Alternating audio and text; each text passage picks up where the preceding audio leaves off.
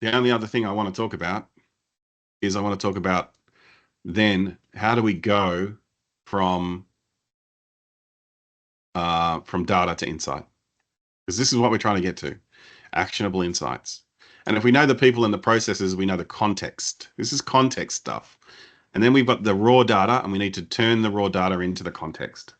So how do we do that? And I've been thinking about this a lot, and I've spoken about it before, but I'm going to talk about it again. We go from data entry over this way, and we get to insight over this side. And I found more and more that I can just have this conversation with just like normal business people and they get it. It's not that complicated. Conceptually, it's not complicated to get people's head around this. And if you explain it in a logical, structured way, people start to understand why you can't just deliver your board report in 2 days because they realize that they have gaps all along this value stream. So this is the value stream. The data, the entry to insight value stream. Data entry to actionable insight. What's in the middle? I've done a few versions of this. I've got a new one. So here we go. We're debuting the new version of this. I wrote it in an email just recently. And so I'm pretty keen to try it out, see if I can teach it to people. Okay. So the first thing we need to know with data entry is the next thing that happens is it needs to be validated. So we got validate. I'm going to use, I'm not going to write this with my pen because it's going to take forever. So I'm going to use typing as my tool of choice here. All right. Validation. See, I can't spell anything right. That's the first thing. Guess what? Everybody overlooks validation. What does validation mean? Validation means, did you put an email? Did you put a number in an email field? And the reason why everybody overlooks it is because it's not our job. It's the job of the developers who built the system or whatever, right? Now, it is our job to tell people about it, though, because it's really important. The data needs to be validated. And so validation is the first step. I want that to be black, but the rest to be gray. Can I do that? No, I can only color the whole thing. Whiteboard is a great tool. So yeah, typically data validation happens, on entry, right? As the app developer or whatever puts in something to make sure you can't put a number in your email field. It doesn't means you can't put in crap data. And if you've got Excel as the source, then you're open to validation errors. And so Excel is the biggest culprit here. Watch out for Excel. Um, Honestly, with just understanding how data is entered and the validation piece, you can stop a whole BI initiative in its tracks just with that. And you haven't even gotten to the point where we pull data out because the data just isn't appropriate. I actually had a conversation with a customer the other day, and all of their stuff's in Excel, and they're like, "We would just want to build like a really robust reporting platform, a super robust reporting platform." And I'm like, "But your source data is 400 Excel sheets. You you have a data entry and validation issue before we even attempt to do anything else." And we say, well, what we can do is we can build a cool data model that does all the things that you want to do, that shows the proof of value of Power BI. It'll be mostly demo data. Maybe we can pull in one or two sheets, but don't don't try and do the rest until you've sorted out your entry and validation. So there you go. That's the first step, entry and valid. And all of this stuff at the beginning is going to be governance related, of course, right? We need to get our governance right before we do anything else. So validation and making it smaller. That's how many steps there are these days. Okay, I've got to remember what I actually wrote. Hang on. That's not going to go up here. It's good. Um, Structure.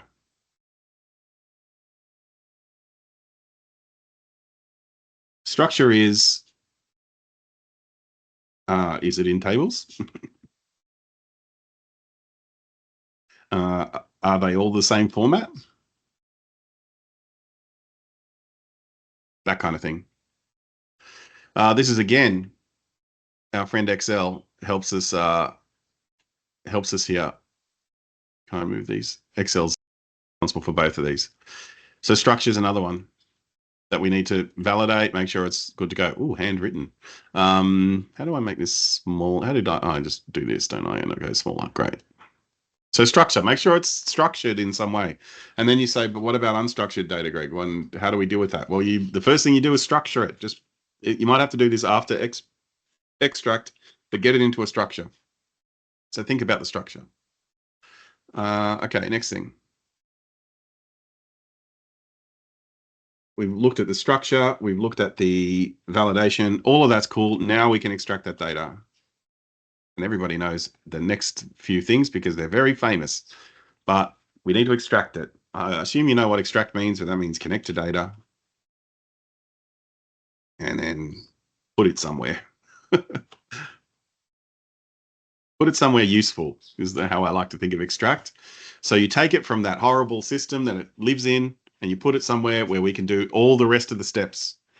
So if we're using Power BI, we connect to it using a data flow or using Power Query, and we bring it into our Power BI world.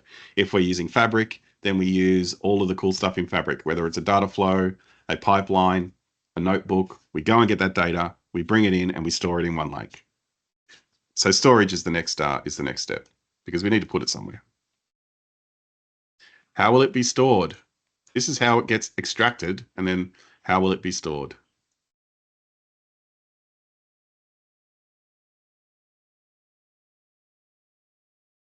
How will it be stored, you ask them. And they say, we don't know. We don't have any storage. We were thinking Excel spreadsheets in SharePoint. What do you reckon? And you say, do you have any other options? And they say no. And you say, well, that's going to be it then. Excel spreadsheets in SharePoint it is. Storage is the next thing. All right. Now we've brought it in somewhere useful. We've extracted it and so now we have to do useful things to it. But before we do anything, we need to ensure that it's secure. Security. So security means, is it protected? And does it contain anything sensitive?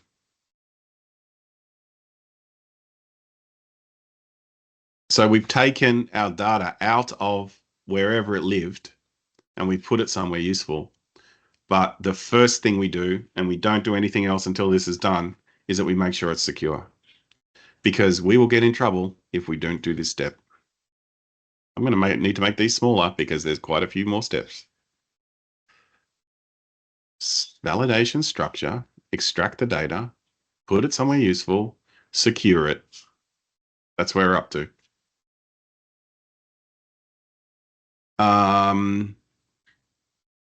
And then further to this, just anything else that's governance related. So this isn't necessarily security, but like, is it ethical? Is it, does it meet X standards? Those sorts of things. So anything that's not security but still governance related, you're going to be reviewing that. Or you're going to be doing something to make that happen. And don't worry, I'll give you a practical example with our P&L in a second, but we're going to get through this list. All right, and now we start to get into more familiar territory if you're in the data engineering world and you're familiar with the old medallion architecture and all that cool stuff, because essentially this is all bronze. We're bronze layer from here on. This is bronze, this is bronze, this is bronze, this is bronze. And then, yes, I know you could have extract and storage as landing zone or whatever, and then I think of all of this as bronze. Okay, so the other thing we do in the bronze layer, the last thing we do in the bronze layer is we do standardization. Make the columns the same is how I think of standardization, right? So fix your date formats, fix your columns that look weird. If you're replacing null values with some kind of logic, then potentially you're doing that here, standardizing it. all that kind of stuff. Removing NA out of your Excel spreadsheets, that kind of stuff. So make the columns the same, standardize the data, make it all the same.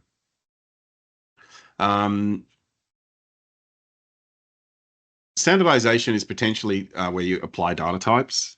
I'm not too fussed around data types. I think data types you can potentially do in the next stage as well. I tend to try and leave bronze as core as possible, and I think data types just make things complicated, because it starts complaining about data types not working. So I tend to recommend to people that data typing can be done in standardization, but you can also do that in the silver layer. And I think, different people have different opinions on that. I'd be interested to know your opinion. Normalize the time zones is perfect for standardization. Normalize the time zones. Fix up the dates. Normalize the time zones. All that stuff. Okay, we're getting a lot of steps here. Should have probably gone vertical instead of horizontal, but you know me, just like writing out processes.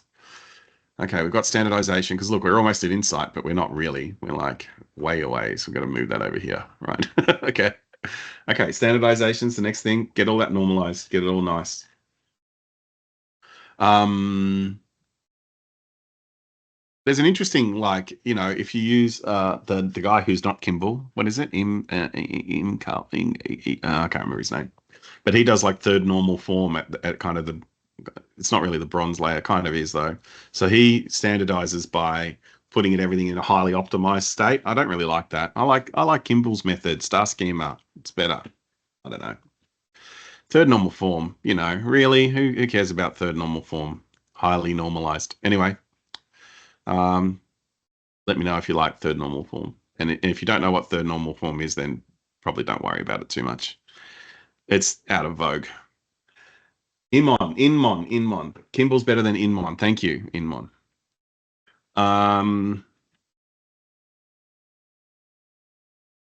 Where are we up to in our thing? We're up to standardization. So we need to go to the next layer, and now we're into silver layer. This is enrichment. What do we do when we enrich the data? We add useful columns and make it cool. No, let's not say make it cool because that's confusing. Add useful columns, merge or union our data sets.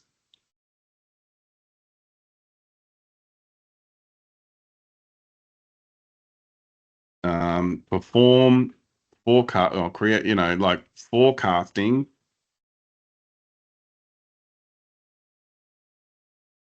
or do AI stuff. Enrich the data, make it better, add columns. So when I say forecasting, you like forecast out. So you're adding columns, what the value is going to be over time. You might use AI to do that. You could have a forecasting model, whatever. If you're doing some other AI stuff like predicting what the number's going to be, you do it in the enrichment layer. All right, we want to enrich it, make it better. So there's potentially quite a lot of activity happens here, and that's pretty standard, right? So that gets its own layer, basically. That's silver. So silver is basically just your enrichment layer. You're just going to be enriching. And then gold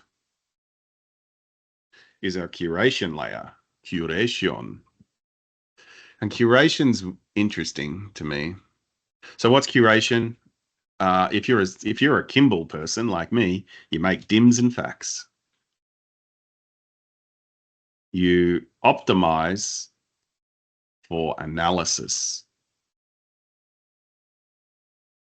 Is the official term, I think. All right, that's the gold layer. Let's call this gold. It's gold, and then we'll call this silver. Silver. And then all of these are bronze back here. Lots happens in bronze, doesn't it? All right, there's gold. That's the gold layer, but we're not finished. We don't have insights yet. We've just got really cool. We've got really cool tables. This is where so these two things happen at the same time, but they also happen at different times because in order to create the dims and facts, you need to know what your data model is. And I would recommend that when we're doing requirements, you work backwards, and we'll talk about that when we get to the end. We're almost at the end. We're at modeling.